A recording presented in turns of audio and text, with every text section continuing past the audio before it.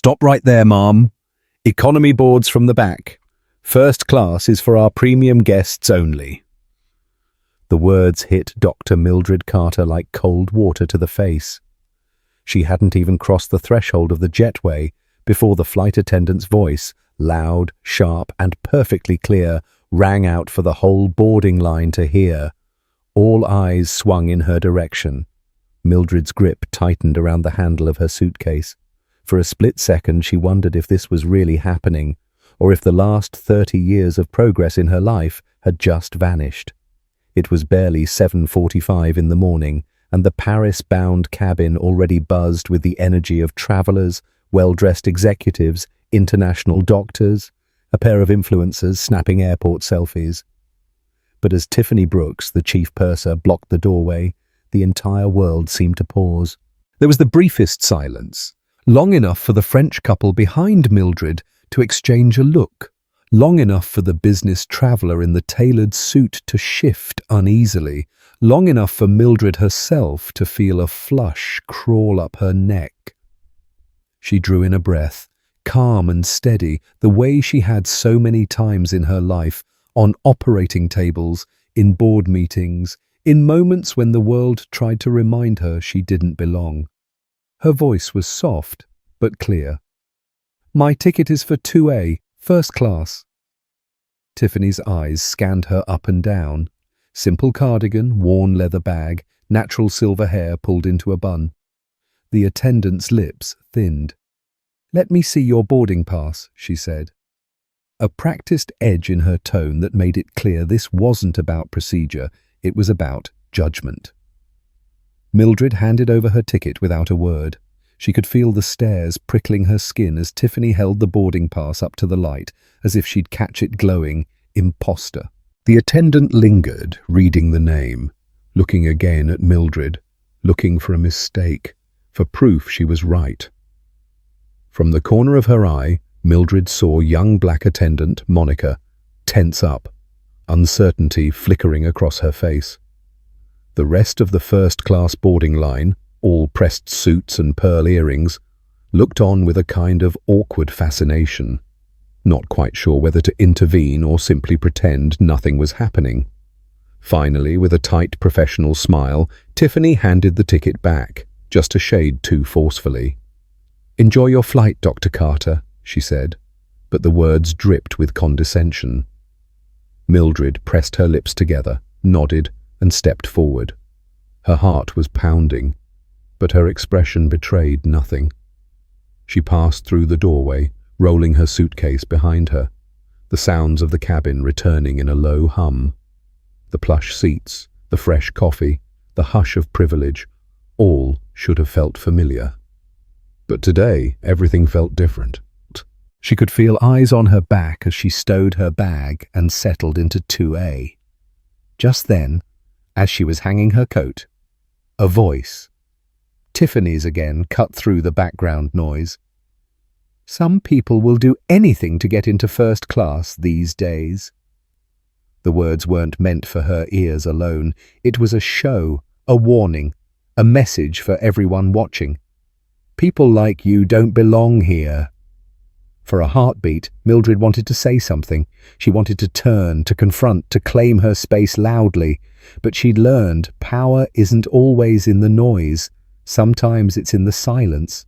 The kind that makes people nervous because they know you could, at any moment, remind them exactly who you are. Across the aisle, the businessman pretended not to notice, but his eyes slid to Mildred, then away. Monica, the young attendant, hovered nearby with a worried look, but said nothing. A chill settled over the cabin, as if the luxury air itself had turned cold. Mildred sat tall, composed, but inside her chest ached with the old familiar pain of being unseen, underestimated, unwelcome. How many times had she been here before, in a different city, a different boardroom, a different era? How many times had she let it go for the sake of peace, for the sake of pride?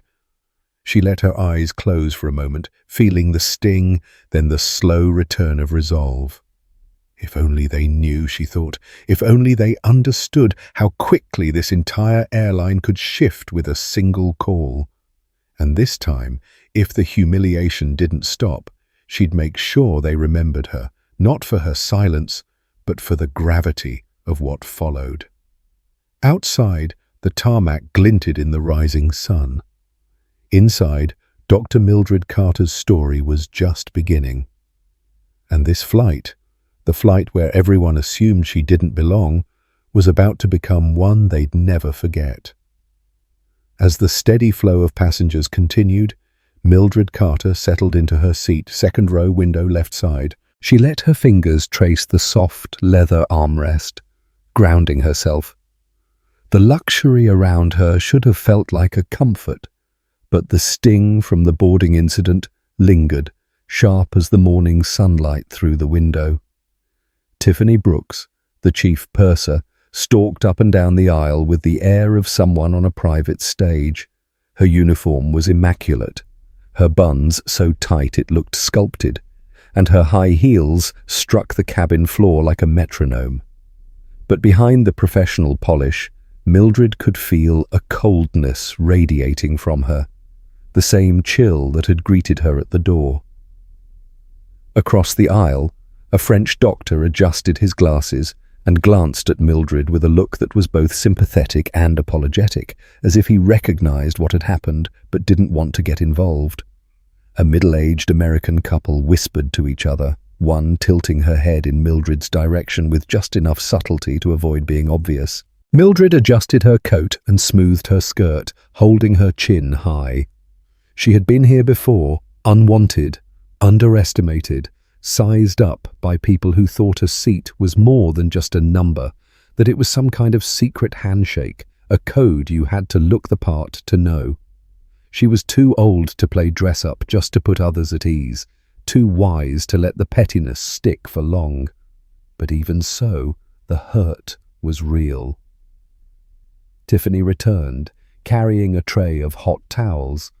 She handed them out with practiced smiles, one for the French couple, another for the sharply dressed businessman, even a quick nod for Monica, the junior attendant, who was helping a young mother secure her baby's seat. But as Tiffany reached Mildred's row, her hand paused.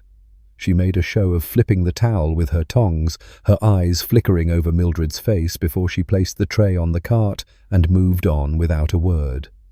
It wasn't subtle. Monica caught the moment and frowned. She hovered nearby, hesitant, then stepped closer. "Would you like a hot towel, Dr. Carter?"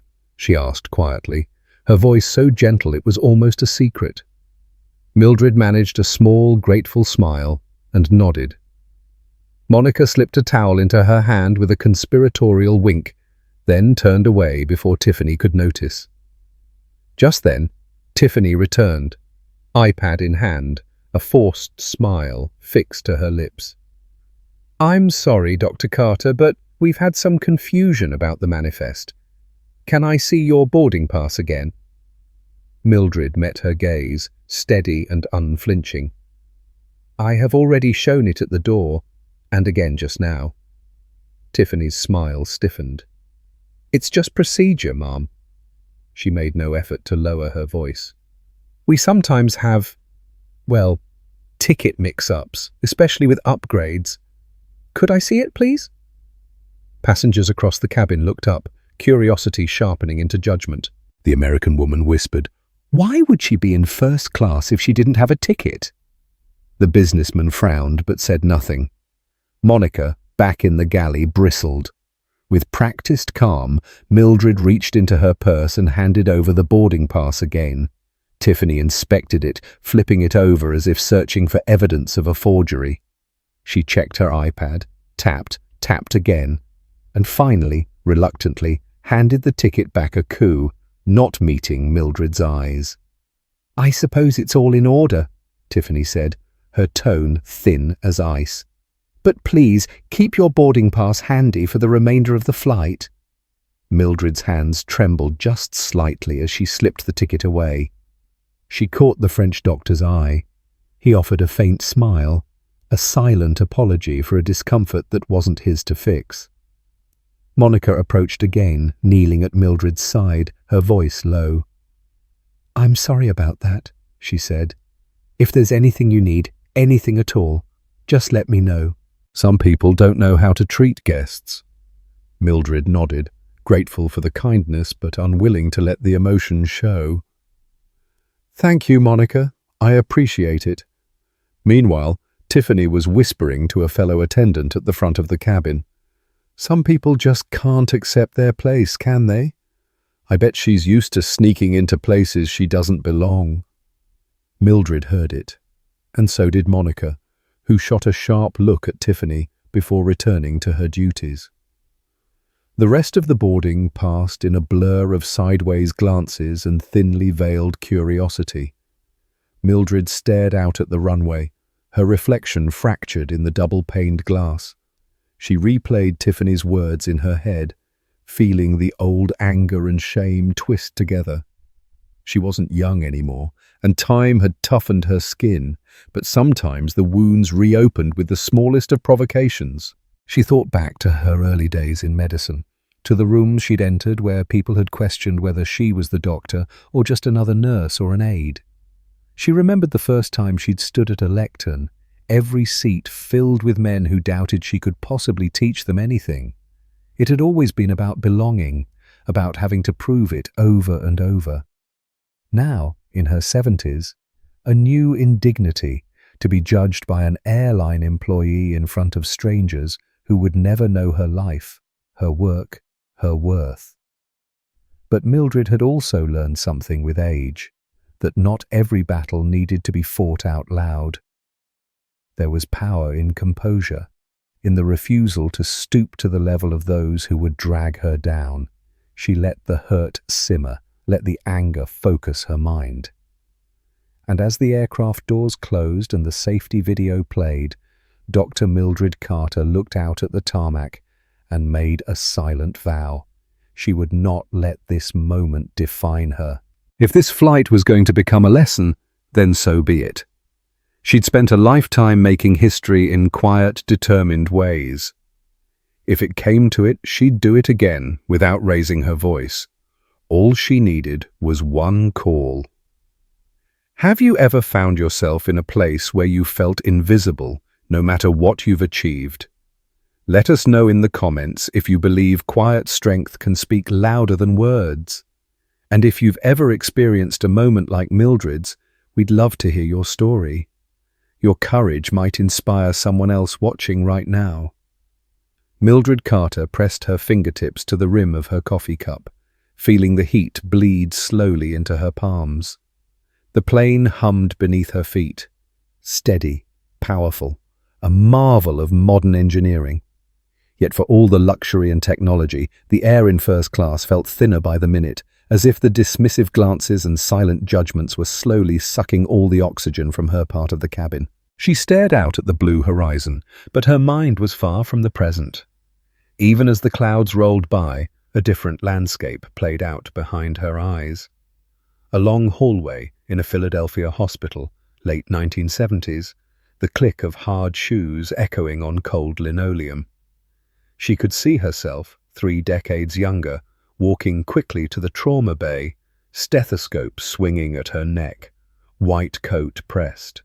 Nurses parted for her, some with respect, others with barely concealed surprise. Dr. Carter, a new intern once whispered, I was expecting, well, someone else. The message was always the same. Are you sure you belong here? She remembered the first time she'd let a full code in the ER. A young man shot in the chest, bleeding out on the table. Senior surgeons had hovered in the doorway, arms crossed, ready to swoop in if she failed. But she hadn't. She'd closed the wound, saved the man's life, then walked into the staff lounge to find her mentor, Dr. Lionel Weaver, beaming with pride. That's how you do it, Mildred. Now do it again tomorrow and the day after. But every victory came with another test. Some patients refused her care. Some residents questioned her orders. There were times she'd found her credentials doubted, once even challenged by a security guard as she rushed through the staff entrance in her scrubs. You sure you're supposed to be back here, Mom? Even as she'd risen, chief resident, attending, finally board member, there was always a new room, a new set of eyes, a new mistake waiting to remind her. You don't look the part. Back in seat 2A, Mildred blinked away the memory. For a moment, her hands trembled. She clasped them together in her lap, willing them to stillness. Across the aisle, Monica, the young flight attendant, watched. She moved through the cabin quietly, checking seatbelts, refilling water glasses. But her attention lingered on Mildred, with an empathy she didn't bother to hide. Once, as she passed, she set a small packet of shortbread cookies on Mildred's tray table, whispering, "Just in case you want something sweet." Mildred smiled, a brief, private moment of gratitude. But the ache in her chest refused to subside. She wondered what Tiffany saw when she looked at her. Did she see an old woman trying to play at wealth?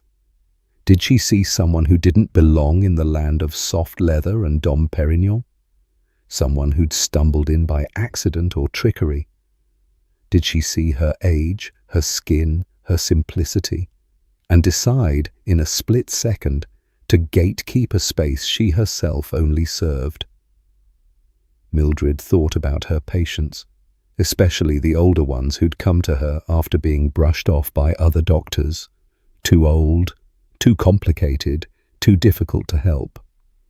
She'd always told her students, every person who sits in front of you is the sum of everything they've survived. Treat them like they matter, and watch what happens. As the plane crossed the Atlantic, Mildred glanced at the businessman across the aisle. He'd watched her on and off since boarding, sometimes with curiosity, sometimes with a faint, uneasy respect. She caught his eye and nodded. He nodded back, then quickly looked away, pretending to read the financial pages. She wondered if he'd ever been made to feel invisible, if he'd ever been told, with a word or a glance, that he didn't belong. The soft chime of the PA broke her reverie. "Ladies and gentlemen, this is your captain. We're at cruising altitude, and you are free to move about the cabin. We expect smooth flying all the way to Paris." Tiffany appeared again, moving down the aisle with a tray of amuse-bouche. She placed a plate in front of the French couple, smiled broadly, then turned to Mildred. Her smile vanished. "Would you like anything else, Dr. Carter?" she asked. Her tone clipped. "I'm fine, thank you," Mildred replied, voiced gentle, but edged with steel. Tiffany lingered for a heartbeat, searching for weakness, then turned away. Monica slipped by moments later, offering a bottle of water and a soft, sincere smile. "We'll be starting lunch soon. I can bring you anything you like, Dr. Carter. No need to wait for the cart." Mildred's gratitude nearly brought tears to her eyes. She steadied herself, nodded. "Thank you, Monica. I appreciate your kindness." "It's nothing," Monica said. "My grandma always says, kindness is free, but it's worth everything." Mildred chuckled quietly, her heart warming. "Your grandma sounds wise." "She is. She's been through a lot. She'd tell you to keep your head high no matter how anyone treats you." Mildred smiled, thinking of her own grandmother who'd survived so much. Segregation, hardship, a world that often seemed stacked against her. She remembered the stories, standing in line for hours at the coloured pharmacy, learning to read in secret after chores, telling young Mildred, "Never let anyone shrink you." Anyone. She drew strength from those words now, feeling the ache of old wounds slowly transform into resolve. Lunch service began. Tiffany delivered plates to the rest of the cabin with careful attention. Wine refilled, napkins folded just so. Small talk for the right guests. When she reached Mildred's row, she handed her a tray without a word, barely meeting her gaze. Mildred accepted it, unfolding her napkin with deliberate grace. She ate slowly, savoring each bite, not because she was hungry, but because she refused to let anyone rush her from her place. Every forkful was a silent protest, a reminder that she had earned her seat. After the meal, Monica collected trays and offered Mildred another coffee. As she poured, she whispered, "You're doing great. Don't let her make you feel small." Mildred squeezed Monica's hand gently, gratitude shining in her eyes. "Thank you. That means more than you know." As the lights dimmed for the overnight stretch, Mildred settled back, closing her eyes. She let the low thrum of the engines wash over her, the memories of struggle and triumph mingling with the present. She reminded herself she was the sum of all she had survived, every insult, every triumph, every act of quiet resistance. She would not be moved. And somewhere, between the past and the promise of Paris, Dr. Mildred Carter felt her resolve crystallize. This flight would not break her. If anything, it would be the moment that proved her power again. The hush in first class was heavier than ever as the cabin lights brightened for midday service. By now, the passengers had settled into their routines, some tapping away on laptops, others dozing beneath soft blankets. Mildred Carter, however, was wide awake. She could feel the tension thickening in the air, coiling tighter every time Tiffany Brooks swept by. The meal service had barely ended when Tiffany returned, iPad in hand, eyes scanning the manifest with calculated purpose. She stopped abruptly at Mildred's seat, blocking the aisle as if preparing for a confrontation. "Excuse me, Dr. Carter," Tiffany said. Her voice pitched just loud enough for the surrounding rows to hear. "I need to verify your boarding pass again. There's a discrepancy in the manifest." The words landed like a slap, sharp, public, unmistakable. Mildred froze, feeling the familiar heat of humiliation crawl up her neck. A murmur rippled through the rows as passengers looked up from their screens. Curiosity piqued. Across the aisle, the French doctor shifted uncomfortably. The American woman in 3D stared openly, eyes narrowed with suspicion. Mildred tried to steady her breath, holding herself tall. "I've already shown my pass twice," she replied, voice low but clear. Tiffany smiled. "A cold, brittle thing. I understand, Ma'am, but this is procedure. I need to be thorough." Monica, who had just emerged from the galley with a tray of fruit, froze at the scene. Her eyes darted between Mildred and Tiffany, uncertainty etched in every line of her face. Reluctantly, Mildred reached into her purse and produced the boarding pass. She held it out, her hand trembling ever so slightly. Tiffany snatched it, examining it as if it might dissolve into dust. She tapped her iPad, flipped the pass over, then looked pointedly at Mildred. "Could you please confirm how you purchased this ticket?" she asked, voice loud enough for several rows to hear. Gasps and whispers broke out. The businessman in 2C leaned forward, his interest now bordering on concern.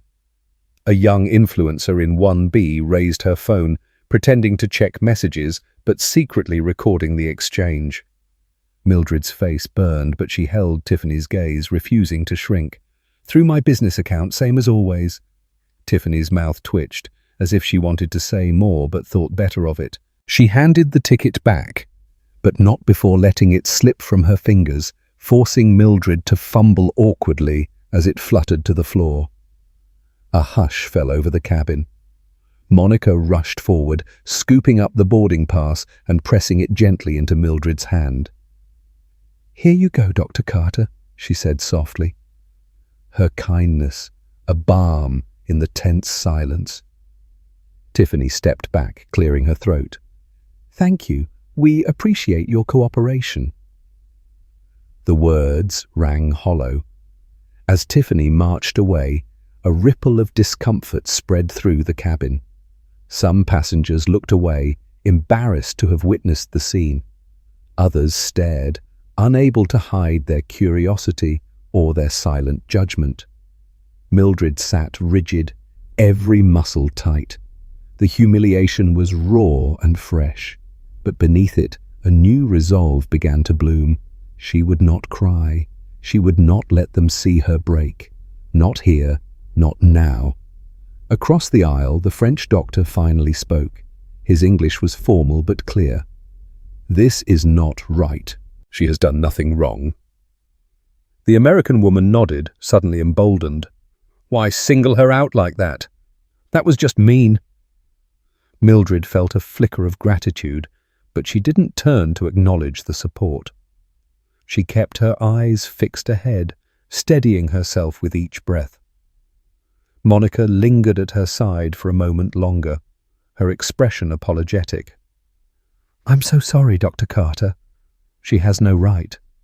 Mildred managed a faint smile. "You're doing just fine, Monica. Thank you."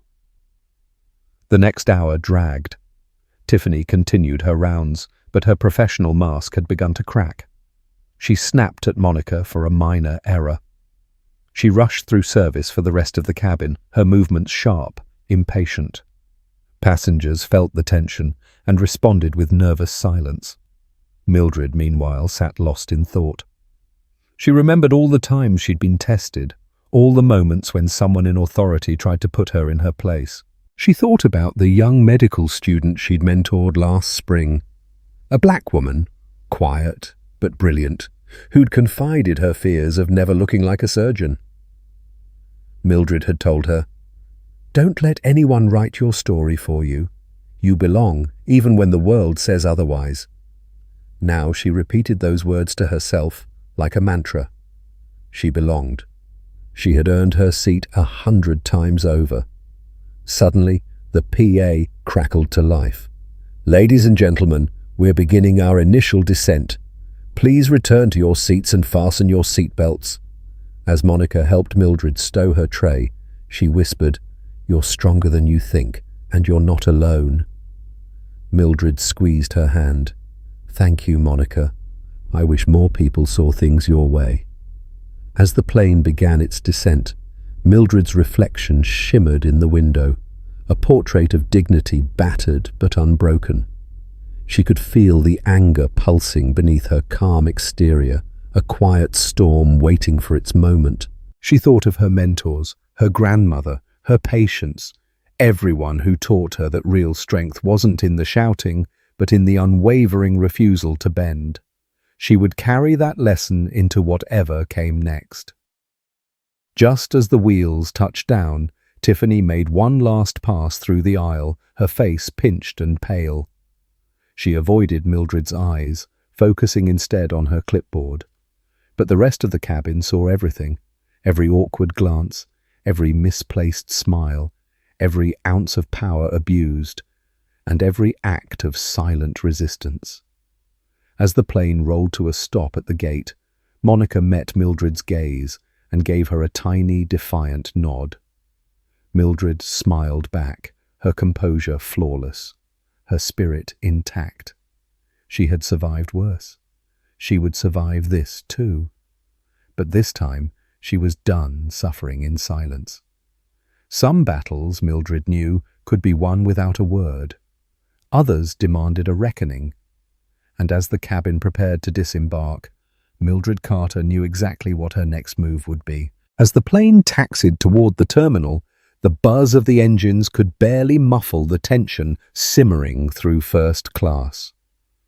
Dr. Mildred Carter sat unmoving in 2A, her heart pounding with a cocktail of anger and determination.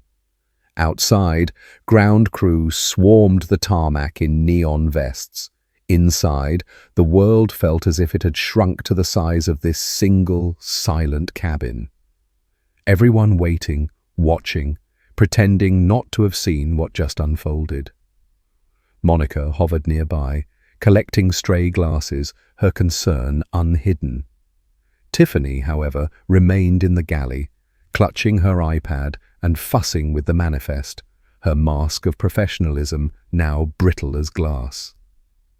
Mildred's mind raced, not with self-doubt or embarrassment, but with a steely focus she'd only ever summoned in the most critical moments of her surgical career. She'd been humiliated before, but this time was different. The way Tiffany had handled her, questioned, exposed, isolated her in front of strangers, had crossed a line that demanded a response, not just for herself, but for everyone who'd ever sat where she now sat, feeling small and unwelcome. She let her fingers close around her phone, tucked discreetly in her lap beneath the tray table. There was no fanfare, no anger in her expression, just a quiet, steady resolve. She scrolled through her contacts until she reached a name: Charles Underwood, the CEO of Sky Medical Lease, a global hospital investment group and Atlantic Sky's most important partner. She glanced around. Monica was a few rows back, guiding an elderly couple toward the exit.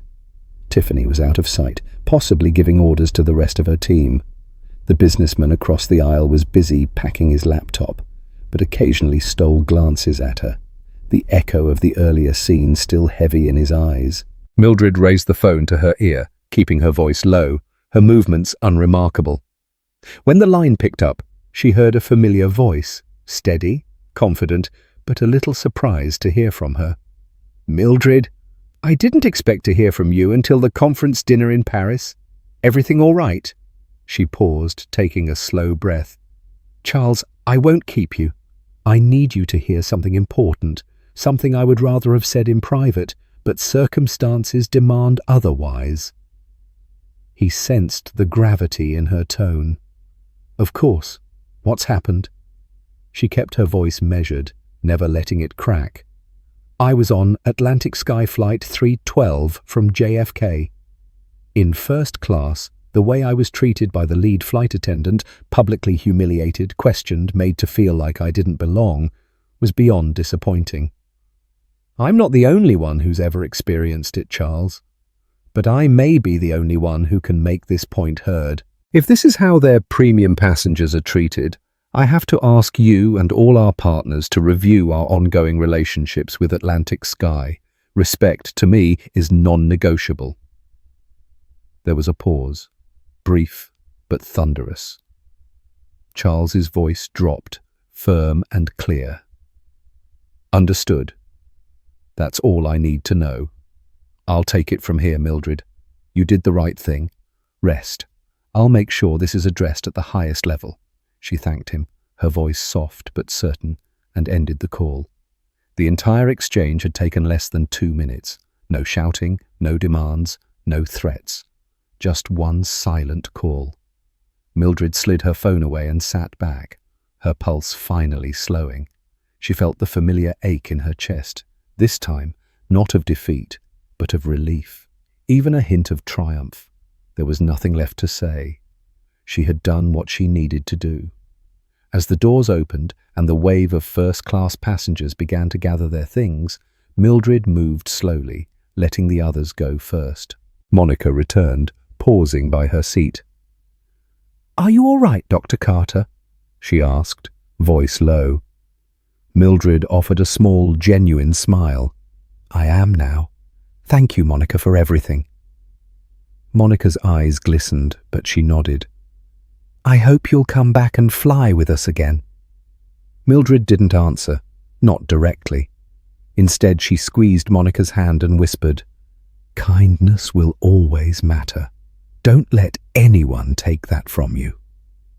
A few steps ahead, Tiffany stood stiffly near the door, her posture rigid, her face expressionless. She could not meet Mildred's gaze as she passed. On the jet bridge, Mildred was swept up in the flow of disembarking travelers, some already on their phones, others chatting about Paris plans. Behind her, she caught the French doctor's eye. He offered a respectful nod. "I hope your trip improves, madame," he said quietly. She thanked him, then continued into the terminal, the echo of suitcase wheels rattling on tile beneath her feet. Outside the arrivals hall, Mildred paused to breathe the airport air, tinged with jet fuel, excitement and possibility. She checked her phone. No news yet, but she knew what she'd set in motion would move swiftly and silently, like a ripple across a pond. In a conference room miles away, Charles Underwood dialed a number he rarely used, one that led straight to the board of directors for Atlantic Sky. "Gentlemen, we have a situation," he began. "A very serious situation, one that, unless corrected, will jeopardize a $2.7 billion partnership.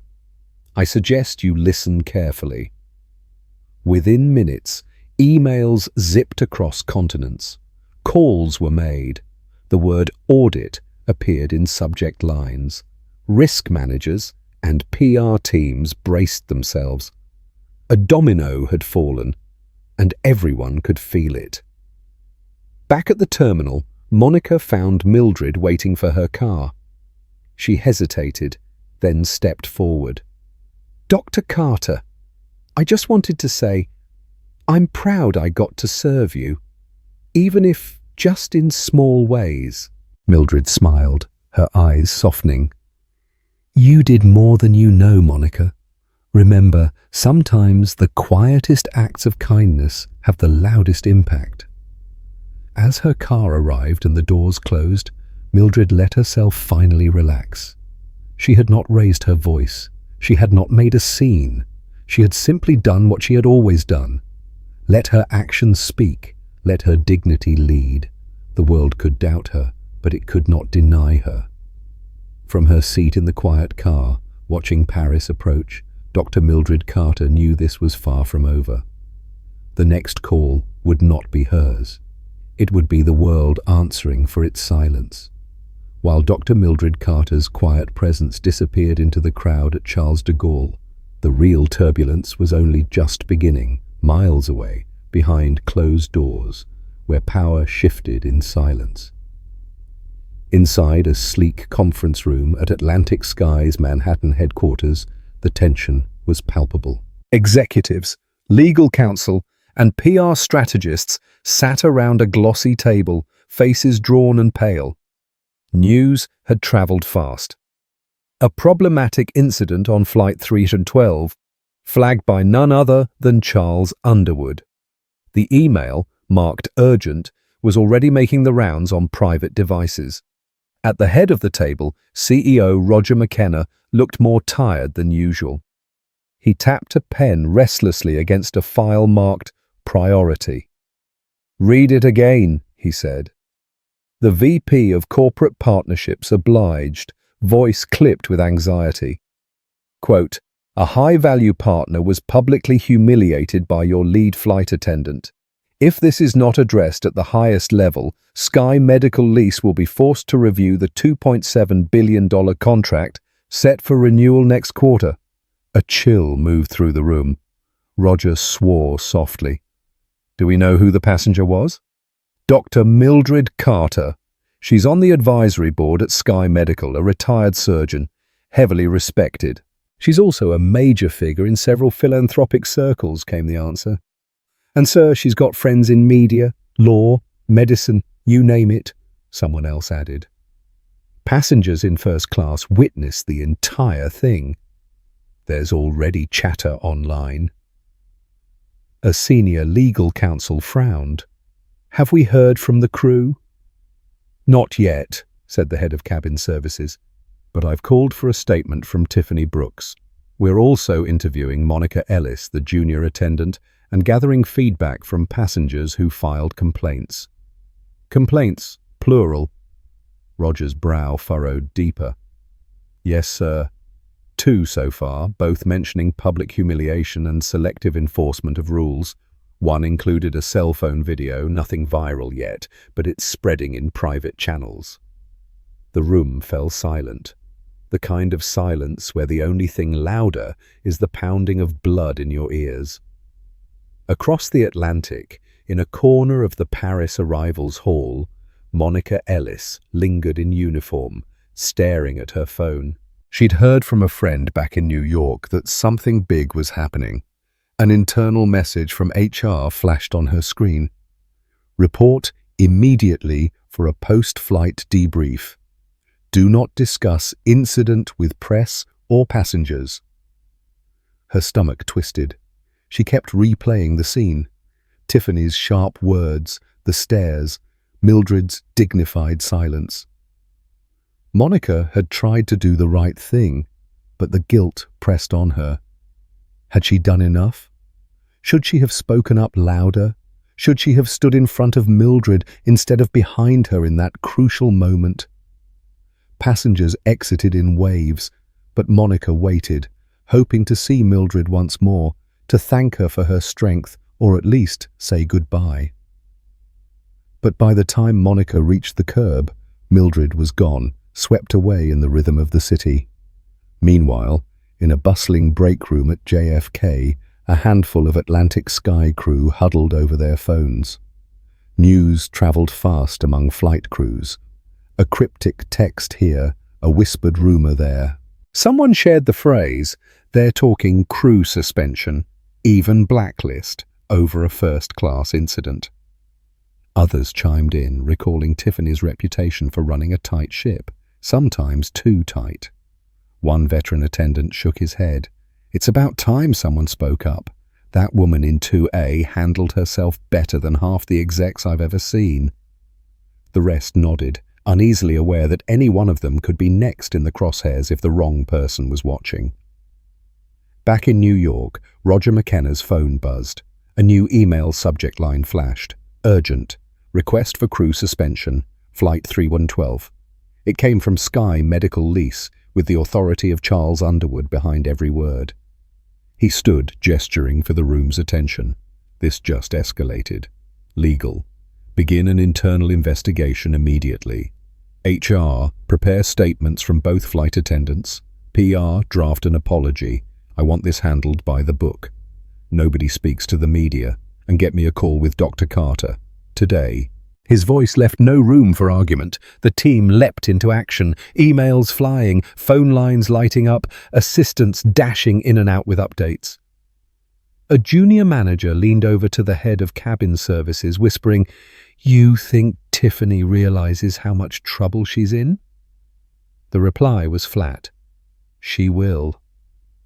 Across Paris, Mildred Carter watched the city slide past from the back seat of her taxi. The Eiffel Tower sparkling in the distance. Her phone remained silent. No missed calls, no news alerts. Just the steady beat of her own heart, a little lighter now than it had been an hour before. She thought about the chain reaction she'd set off. She hadn't shouted. She hadn't threatened. She had simply told the truth to the right person. And the world had begun to shift.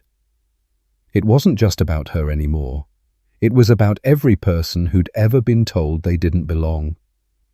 Who'd ever been made to feel small by someone in uniform, or behind a desk, or with a clipboard in hand. This was for them too. The taxi stopped at her hotel. As she stepped out, she took a moment to steady herself, glancing at the Paris sky. It was overcast, but somehow the city still seemed bright. She exhaled and smiled, not in triumph, but in quiet satisfaction.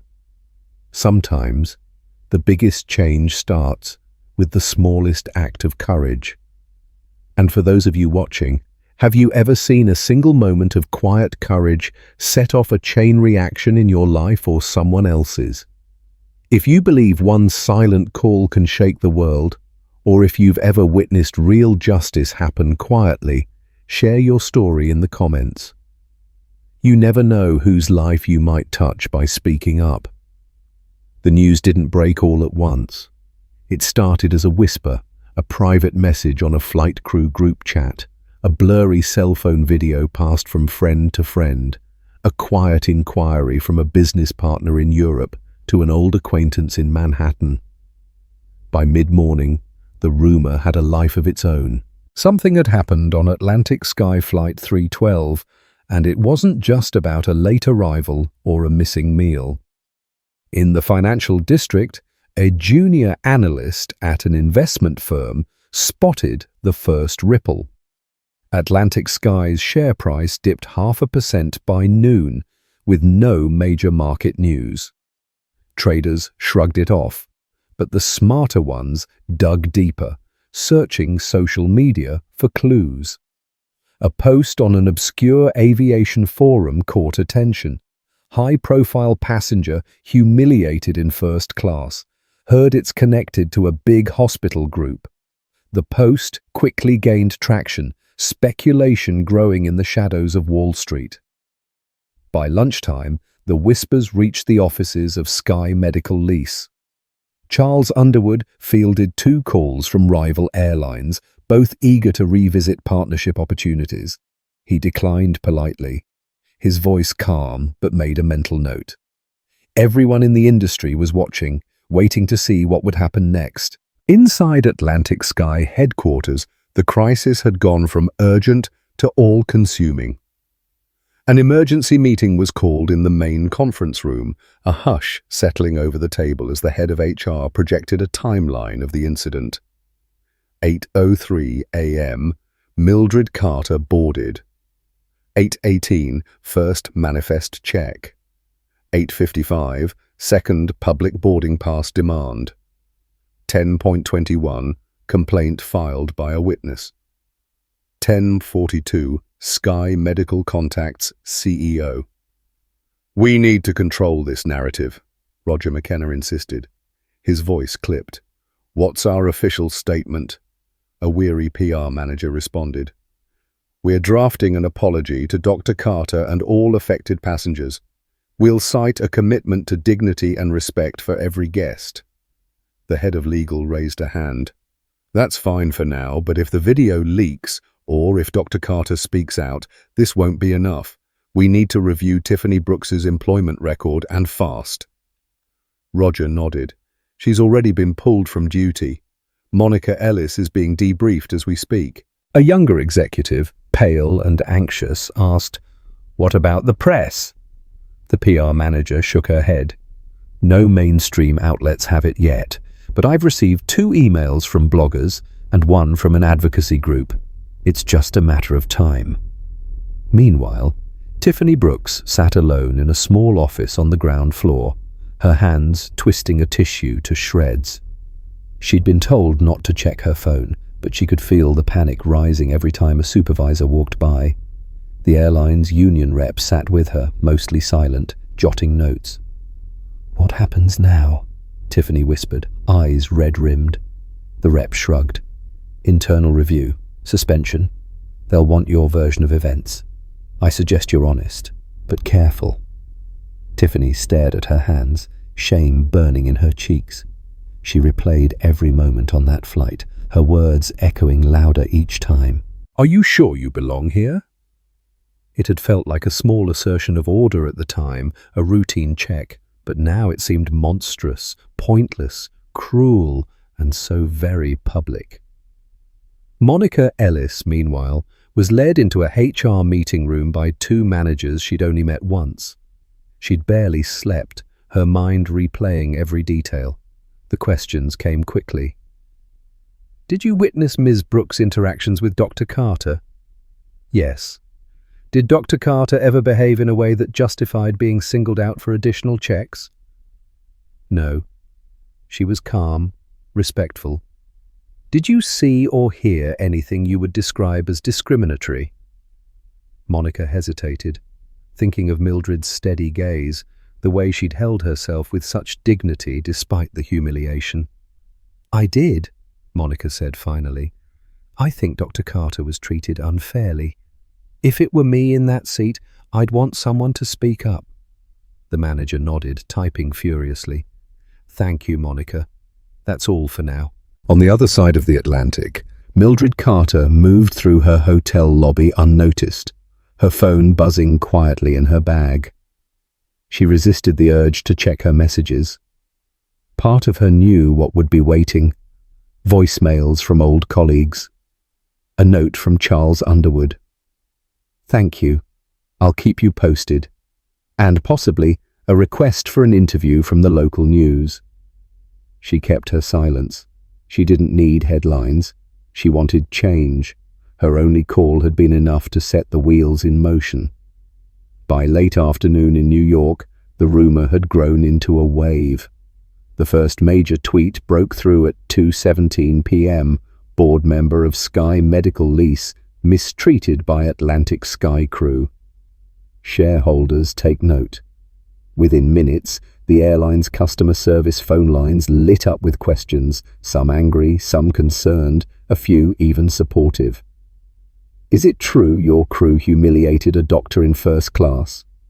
I want to cancel my flight if you don't treat all passengers equally. One call handler put her customer on hold and whispered to her colleague, "It's going viral. Did you see the video?" "No, but my brother just texted about it, says there's a movement to boycott." That same hour, Atlantic Sky's stock took a sharper dip, now down 3%, with nervous investors bracing for a press firestorm. As night fell, the news broke onto the homepage of a major business outlet. Respected surgeon, partner at Sky Medical, target of airline mistreatment, investors demand answers. A side column showed a familiar face, Dr. Mildred Carter, years younger, receiving a humanitarian award. Back in her room, Mildred stood at the window, the Eiffel Tower glowing in the distance. She still said nothing. There would be a time to speak, she thought, but for now, silence was power. Her one call had become a chorus, and she could feel the world turning. Inside Atlantic Sky's executive suite, Roger McKenna stared at the headlines and the numbers. His hands shook as he dialed Charles Underwood. "We're taking this seriously, Charles. I promise you, heads will roll.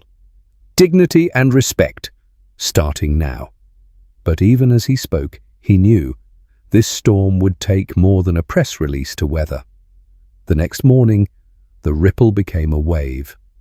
By sunrise on Wall Street, Atlantic Sky's name trended not just in travel blogs, but across the financial networks and headline tickers. A segment on Bloomberg. Major hospital group threatens $2.7 billion contract. Airline stock plunges. By noon, the company's share price was down 8%, with analysts openly speculating on a coming leadership shakeup. Inside the Manhattan headquarters, the mood had gone from anxious to frantic. Roger McKenna stood before a war room table ringed with exhausted executives and crisis consultants. It was only 8:45 a.m., but the faces around him already looked shell-shocked, hair tousled, ties loose, coffee untouched. "Let's be clear," Roger said, his voice grave. "This is no longer just about passenger service. It's a question of governance, of culture, of whether we can be trusted at all. We've received 3 major calls from institutional investors demanding a full explanation. Our board is meeting in 40 minutes, and if Sky Medical pulls their partnership, we lose more than a contract. We lose credibility." A junior lawyer piped up, eyes wide. "Sir, the union is already involved. They're defending Tiffany Brooks, but Monica Ellis's testimony has gone public. She said, and I quote, 'If it had been me in 2A, I don't think I'd have been treated the same way.'" Another executive slid a tablet across the table, video footage, blurry but unmistakable, of Tiffany confronting Mildred in first class. It had been clipped and reposted now with over 40,000 views and climbing. Roger watched, his face hardening as Tiffany's voice rang out, clear, condescending, and far too loud for comfort. "Can you confirm how you purchased this ticket? Are you sure you belong in first class?" The hush, the awkward glances, Monica's quiet defense, Mildred's poise, it was all there. The comments below were merciless. This woman's face, pure dignity. The airline should be ashamed. How many times does this happen to people who don't have the power to call a CEO? Shout out to Monica for speaking up. We need more like her. "Stop it!" Roger snapped, and the executive muted the tablet. A PR consultant cleared her throat. "We have a draft apology, but it's not enough. Investors want to see accountability, customers want change, and Dr. Carter, well, she said nothing. But her silence is killing us. The story is everywhere, and the narrative is out of our hands. Someone else added, "We're getting emails from advocacy groups, doctors' associations, and even several city officials. Some are threatening boycotts. Others want a statement from Dr. Carter herself. Do we reach out?" Roger shook his head. She's too smart to speak now. Every hour she waits, the pressure mounts on us. She knows exactly what she's doing. Across Paris, Mildred Carter spent her morning in a quiet cafe, a strong espresso in hand. She read the digital front pages, the photo of her younger self, the headlines about dignity in the face of injustice. But she refused all requests for interviews. She answered only 2 messages, one to Charles Underwood, "Thank you for keeping your word," and one to Monica, "You did the right thing. Proud of you. Stay true." The city outside was alive with spring. Couples argued over croissants, students rushed for the metro, taxis honked, and somewhere in the noise, Mildred found a strange peace. She'd spent a lifetime being forced to prove she belonged. Now, for the first time, she could let the world see for itself. Back in New York, Monica was summoned for a second interview, this time by a pair of board members, not just HR.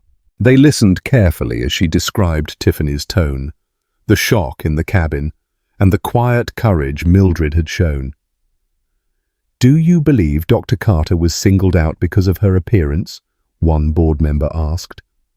Monica didn't hesitate. "Yes, and I think if she hadn't been who she was, if she'd been anyone else, it would have ended with her in tears, not with a corporate investigation." The board member nodded, face grave. "Thank you, Monica. That's all for now. We may need you again." The day's drama peaked with a closed-door emergency board meeting at Atlantic Sky.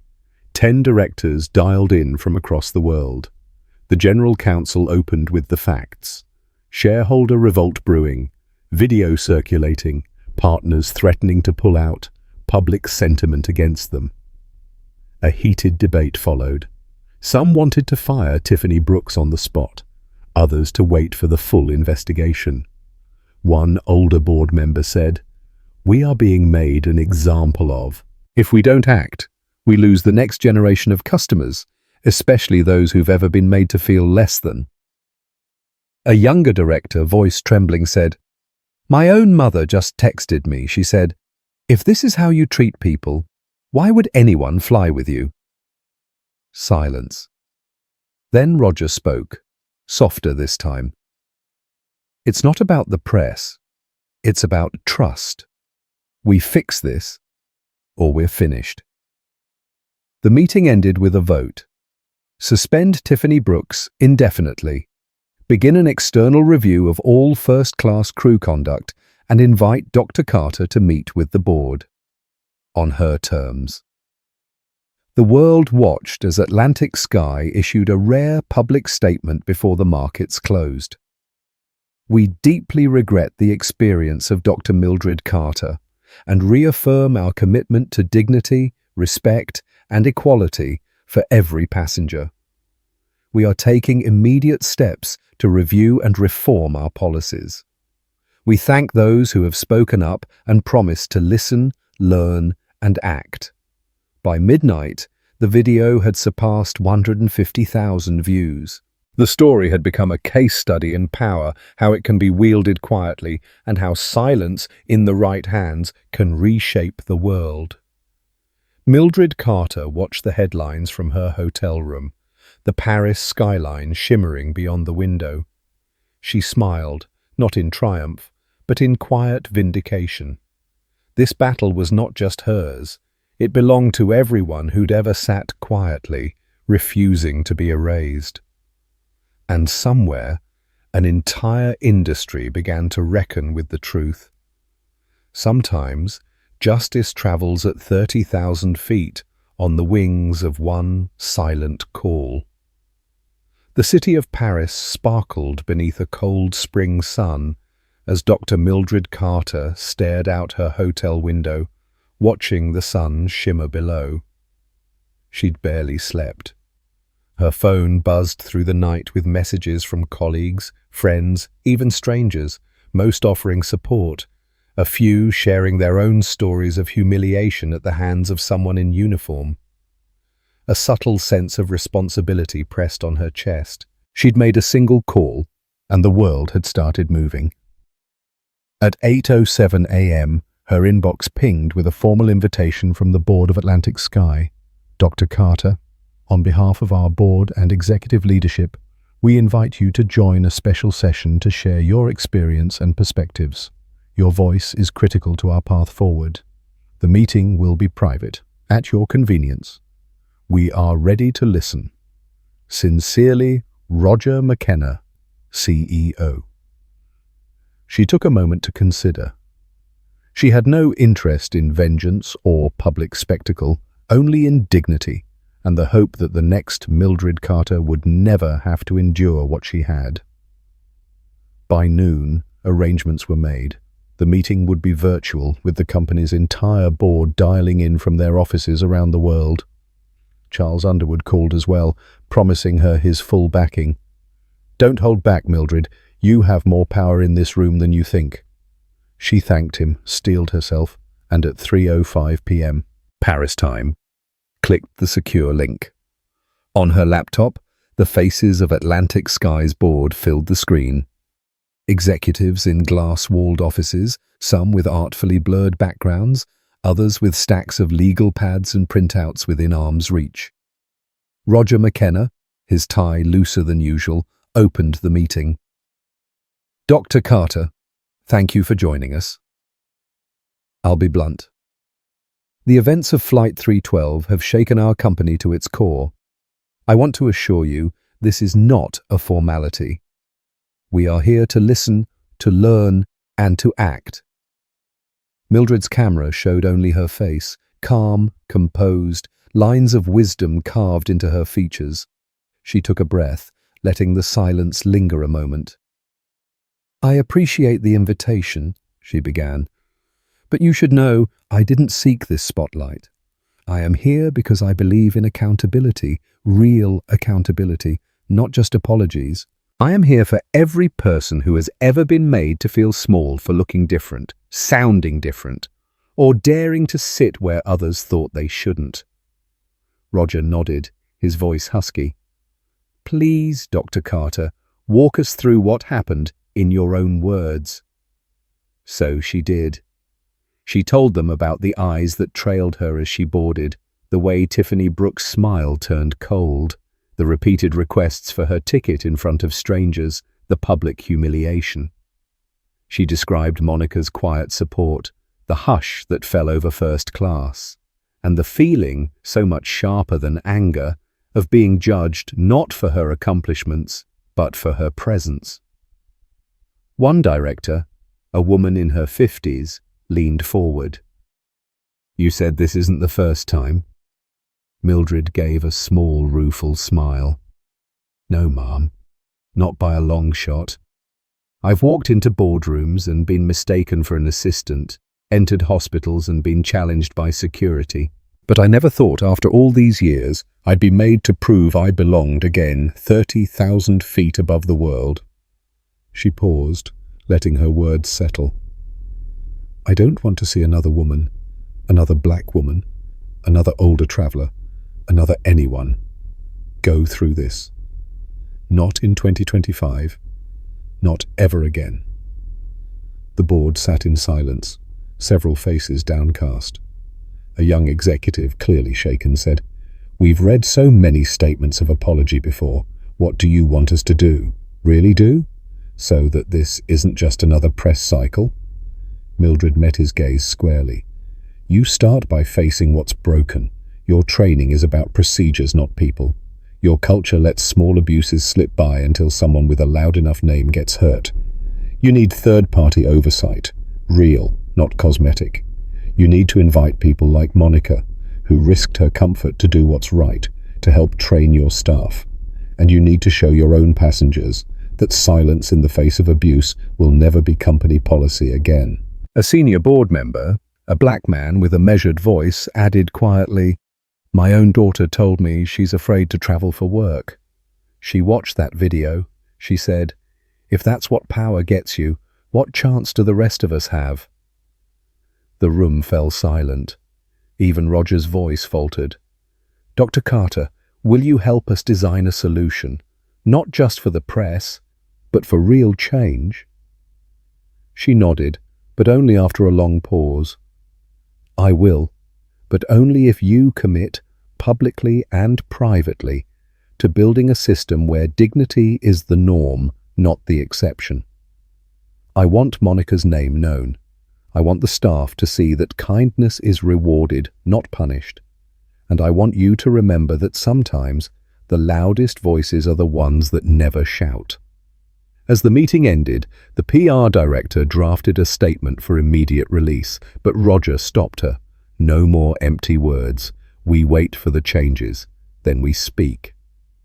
Within hours, news broke that Atlantic Sky was forming an independent review panel co-chaired by Dr. Carter herself.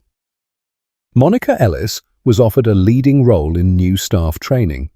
Tiffany Brooks' suspension became permanent, pending review, and the union agreed not to challenge the decision after reviewing the evidence in passenger statements. The headlines exploded. Dr. Mildred Carter to lead airline diversity initiative after viral incident. Investors saw hope. Stock prices, after days of bleeding, ticked up as analysts predicted the company might weather the storm. Comment sections filled with stories from everyday travelers, people who'd never flown first class, but knew the feeling of being singled out. In Paris, Mildred walked by the river at dusk, feeling lighter than she had in days. Her phone buzzed with a message from Monica. "Thank you. I never thought anyone would listen to someone like me. I'm proud to help." Mildred smiled, replying, "This is how it starts. One person, one act. I'm proud of you." That evening, Charles Underwood called with the news. "You've done it, Mildred. They're listening. The board's even asking about rolling out your training at their partner airlines." She thanked him quietly, then turned her phone off and let herself enjoy the Paris night. The laughter, the music, the small joys she'd fought so hard to reclaim. Inside Atlantic Sky headquarters, Roger McKenna gathered his team. "This isn't just crisis management. This is our future. We owe it to Dr. Carter and to every person who ever sat where she sat to do better. That starts now." The sense of urgency had shifted. This was no longer about one passenger, one flight, or even one company. It was about setting a new standard in an old industry, one that had learned finally that dignity is more powerful than any boarding pass. And as the news spread, people around the world watched, remembered and felt, perhaps for the first time in a long time, that justice really could travel at 30,000 feet. It had been a week since the headlines swept across the world, but the aftershocks of Dr. Mildred Carter's flight rippled on, reaching far beyond Paris, New York, or any single airport lounge. In Chicago, a retired postal worker sat at her kitchen table, her tablet opened to a new site. She scrolled through an op-ed about the silent revolution at 30,000 feet, her heart thumping as she read the comments. There were stories just like hers, men and women, black and white, young and old, recalling moments they'd been shamed, doubted, or dismissed in places meant to serve them all. The names were different, the feelings the same. Across the country, a young medical student sat in a campus library, eyes shining as she watched the now famous video. She replayed the moment Mildred stood her ground, never once raising her voice, never once apologizing for her place. For the first time in months, she dared to imagine herself not just surviving, but thriving in rooms where she wasn't expected. She sent the video to her mother with a single word: hope. In a sunlit break room at Atlantic Sky, Monica Ellis listened to a message from the airline's CEO, played on the staffed PA system. "We are grateful for those among us who stand for kindness, even under pressure. Monica, your integrity is a model for all of us." Her colleagues applauded as she blushed, a little overwhelmed, but quietly proud. Her phone lit up with texts. "You did the right thing. You made us all proud. Never doubt it." Even Tiffany Brooks, at home on unpaid leave, watched the world shift around her. At first, she'd been defensive, angry at the attention, convinced she'd only been doing her job. But as the days passed and the stories multiplied, she found herself replaying every word, every choice, and saw them in a harsher light. She read the apology emails she'd sent to Mildred a dozen times, each time hoping she might learn something new about herself. Change, she realized, often begins with discomfort. Meanwhile, within Atlantic Sky's boardroom, the Carter Protocol was quickly becoming industry gospel. Third-party audits, training reforms, and new codes of conduct were rolling out across not just their own flights, but those of partner airlines. Industry magazines hailed the move, "Dignity takes flight." Customers responded with a surge of goodwill, messages, tweets, and even handwritten letters pouring in. A frequent flyer wrote, "I booked with you again, not because I forgot, but because I see you're learning. Thank you for listening." For Dr. Mildred Carter, the days were quieter but fuller.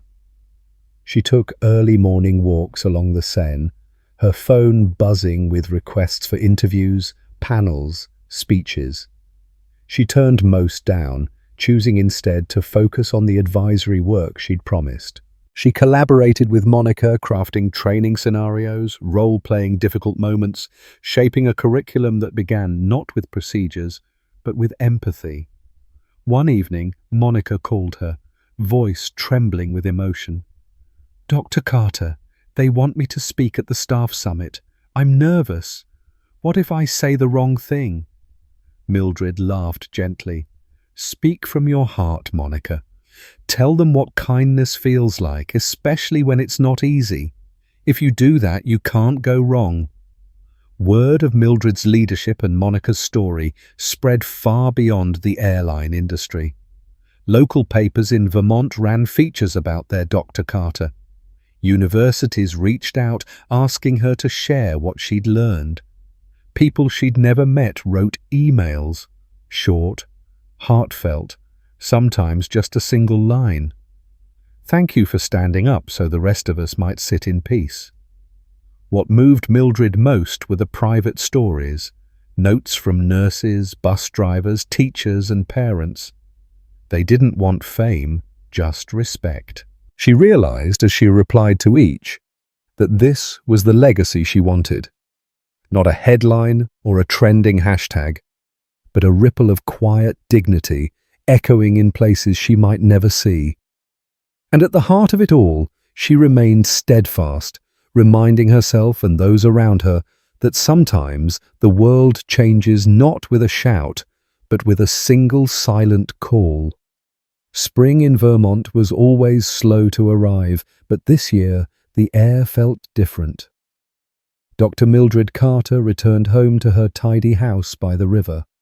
The fields outside still brown from winter, but the sky promising blue. She unpacked her small suitcase, put her phone on silent, and exhaled as if for the first time in weeks. The world she'd left behind in Paris seemed impossibly far, yet its echoes followed her everywhere she went. Word of her return had trickled through the small town before she even landed. A neighbor left a basket of fresh eggs on her porch with a handwritten note. "You made us proud." The clerk at the market met her gaze with a soft, "Welcome home, Dr. Carter." Mildred smiled, grateful for the simplicity of kindness after days in the storm of headlines. Her inbox was still a blur, invitations from universities, advocacy groups, and airlines. She declined most, answering only a few, always with humility, always with a note that real change takes more than one person or even one headline. She recommended Monica Ellis for every opportunity, insisting, if you want to understand courage, listen to her story too. Meanwhile, across the country, Monica stood in front of a room full of flight attendants at Atlantic Sky headquarters, her hands trembling slightly but her voice strong. She described not only the day on Flight 312 but also what it felt like to be a bystander and finally to act. Kindness is a risk, she told them, but it's the only one that changes anything. When she finished, there was a moment of silence, then a wave of applause, some even standing. Monica realized, as tears stung her eyes, that she was no longer invisible. That same morning, Atlantic Sky's CEO Roger McKenna stepped onto a small stage in the company's New York headquarters. Cameras from major news outlets lined the back of the room. Shareholders watched via live stream. Behind him, banners read, "Dignity in Flight, a New Standard." Roger spoke with none of the corporate Polish that had marked his early statements. He acknowledged failure. He thanked those who spoke up and those who refused to be silenced. He outlined reforms, an independent review board led by outside experts, new training written by people like Monica and Dr. Carter, a policy of public reporting on all bias-related incidents. There were no excuses, no spin, just the hard work of starting over. "Let this be our legacy," he said. Not the mistake, but the response. The stock price ticked upward, but Roger barely noticed. He knew this was about something much larger than quarterly gains. In the days that followed, the Carter Protocol spread to other airlines. Partner companies adopted the new standards, and the media hailed it as the most significant culture shift in commercial aviation in a generation. But the real change was quieter. Passengers sharing their stories on flights, staff supporting each other, travelers pausing before making a judgment. Back in Vermont, Mildred returned to her life, reading on her porch, tending her small garden, walking by the river at dusk. She fielded the occasional call from Monica, who reported on the growing community of quiet resistors within Atlantic Sky. "They even gave me a pin," Monica laughed once, a tiny silver feather. "They said it's for courage when no one's watching." Sometimes Mildred wondered if the storm had really passed, or if the world simply learned to weather it better. She saw her story pop up on social media, sometimes misquoted, sometimes perfectly captured. But she didn't need the last word. She had never needed to shout. One evening a letter arrived, handwritten, stamped from Atlanta. It was from a young woman Mildred didn't know. Inside, a simple message. "I was once asked if I belonged. Because of you, I said yes, and I believed it. Thank you." Mildred read it twice, hands trembling. She tucked it into the same drawer where she kept her late husband's old flight wings, a reminder that dignity, once claimed, could never truly be taken away. She sat quietly on her porch, watching the sun set behind the Vermont hills. She thought of Monica, of Roger McKenna, of the faces in first class, and the millions who'd watched from afar. She thought of her grandmother's words, "Never let anyone shrink you." And she understood, maybe for the first time, that sometimes the bravest thing you can do is to sit, to wait, and to refuse to be moved. A gentle breeze rattled the wind chimes. The world felt at peace, not perfect, not healed, but hopeful. And so, Dr. Mildred Carter's journey closed, not with headlines or applause, but with the quiet knowledge that she had helped make room for others to breathe a little easier, to sit a little taller, to answer yes when asked if they belonged. Because, in the end, justice is often silent, and dignity needs no permission to fly. Have you ever faced a moment where someone doubted your worth or made you feel like you didn't belong? How did you respond? If Mildred's story reminded you of your own or inspired you to speak up in your own way, We'd love to hear from you. Share your thoughts or stories in the comments. Sometimes, the quietest voices can spark the greatest changes. Your experience might help someone else stand a little taller tomorrow. And if you believe dignity is something we all deserve, no matter where we sit, hit like, share this story, and join us in building a kinder world.